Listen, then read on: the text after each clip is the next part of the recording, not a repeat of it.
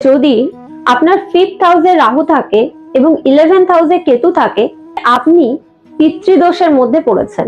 দেখবেন খেয়াল করে আপনার বাড়ির এন্ট্রান্সটি সম্ভবত সাউথ ফেসিং এবং সাউথ ওয়েস্টার্ন সাইডে আপনার বাড়িতে কোথাও জলাশয়, ড্রেন কিংবা গর্ত খোঁড়া আছে।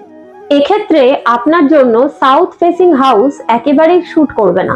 যদি আপনার হাউসের এন্ট্রেন্স চেঞ্জ করা পসিবল না হয়, আপনি আপনার হাউসের মেন ডোরে একটা সিলভারের তৈরি পাথ নেবেন, সেটাকে চৌকাঠের কাছে দিক থেকে অন্যদিকে সেট করবেন, সেটিকে সিমেন্ট দিয়ে কনসিল করিয়ে রাখবেন। সেকেন্ড রেমেডিটা হলো রঙের কুকুরকে রাখতে পারেন।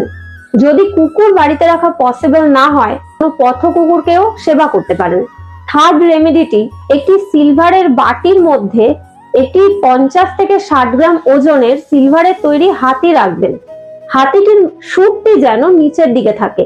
পুরো সেটটিকে একটু উঁচু স্থানে রাখবেন, যাতে ইজিলি আপনি সেটাকে না দেখতে পারেন।